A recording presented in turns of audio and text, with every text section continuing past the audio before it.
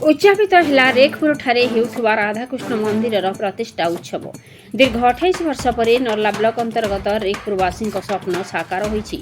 रेखपुर माटी एक कलार माटी। एही माटी सर्वेश्वर भोई भली एक लोकप्रिय कलाकार को जन्म दे नर्ला अंचल को गौरवान्वित करिछि। पूर्वरु एही गाँव में राधाकृष्ण को अस्थायी मंडप स्थापन कर दोल पूर्णिमा पालन करा गाँ लोकों प्रचेष्टारू एठार एक भव्य राधाकृष्ण मंदिर निर्माण कर महासमारोह तार प्रतिष्ठा उत्सव पालन करा मंदिर को असुरगढ़ में बास करुवा सुनामधन्य महाराणा गौरचंद्र महाराणा निर्माण करथिबा बेले गंजाम जिला छत्रपुर पंडित मनोज कुमार शतपथी और तांका सहयोगी मंदिर प्रतिष्ठा कार्यक्रम को सुचारूपे संपादन करथिले।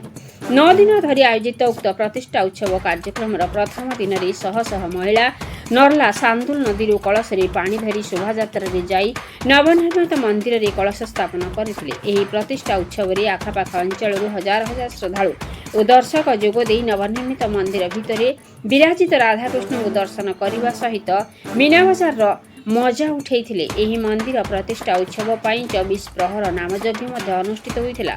उक्त नामयज्ञ में 4 गोटी महिला संकीर्तन दल सहित 12 गोटी संकीर्तन दल जोगदे उपस्थित दर्शकों को मन मोहिथिले। उक्त मंदिर प्रतिष्ठा कार्यक्रम में नर्ला ब्लॉक अध्यक्ष दुर्गा प्रसाद महांती जोगदे नर्ला अंचल समस्त सहयोग में कार्यक्रम शांति श्रृंखलार सहित समापन होता। नर्लारू जगतराम साहू दीपक ठाकुर रिपोर्ट मसीहा न्यूज। आपण मसीहा न्यूज यूट्यूब चैनल को सब्सक्राइब कले कि जदि करना एबे करनियंतु। एहा सह मसीहा न्यूज रो फेसबुक पेज को और ट्विटर को फॉलो करंतु। ता सह मसीहा न्यूज रो ऐप आसीगलानी निज मोबाइल रो प्ले स्टोर रो डाउनलोड करनियंतु। जय जगन्नाथ।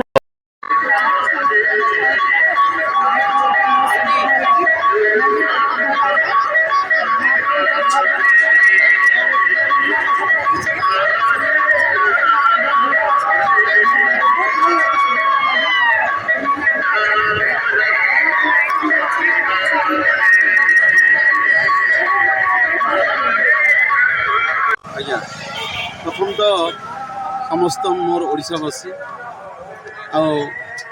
आते भी अच्छा माटी के भल पाऊा लोक मान समस्त को मोर प्रणाम आ जुहार।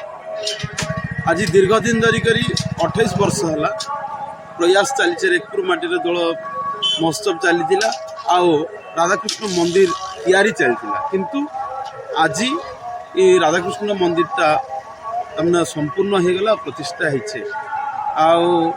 जिते भी लोक थिले आमर जेजे बापा मैंने समस्ते तांकर स्वप्न थिला मंदिर केनता संपूर्ण हो पारबा किंतु से माने भी चली गले किंतु आज जेन आमे आमर पीढ़ी अच्छु आमे भाग्यवान जे आज मंदिर प्रतिष्ठा कार्यक्रम के आमे उपलब्धि करूछु देखि पाछु। मकले केनता कर कले केते दूर चांदा करथिले ना काना करथिले विषय कोन देखन आमे प्रथम कथा तो जो मंदिर तैयारी है निजर गाँव मैंने प्रतिष्ठा राधाकृष्ण मंदिर प्रतिष्ठा लगे बहुत भव्य आयोजन कर खाना पीना अन्न क्षेत्र खोलीचन मीना बजार भी बहुत आकर्षणीय होइछे और खाना पीना स्टॉल भी बहुत बसছে बहुत भल लगा बहुत जमक बहुत भल लगा और से लगे हमें बहुत खुशी। आपनकर रेखपुर रे राधाकृष्ण मंदिर प्रतिष्ठा है केते दिन धरी कार्यक्रम होता विषय कौन आमर राधाकृष्ण मंदिर प्रतिष्ठा उत्सव एवं नामयज्ञ दीर्घ 9 दिन धरी चली बहुत आनंद उत्साह रे बहुत सुरखुरु रे बहुत शांति रे यही उत्सवटा समाहित होइछि। एही उत्सव रे प्रथमे आमर अधिवास कार्यक्रम रे मंदिर प्रतिष्ठा कार्यक्रम गोयज्ञ अन्नयज्ञ घृतयज्ञ प्रभृति कार्य सुरखुरु रे समाहित होइछि। यापरे आमर 24 प्रहर नाम यज्ञ जेटा 12 तारीख रु आरंभ है। आज यही समय आज 15 तारीख शनिवार दिन से नाम यज्ञ शेष है।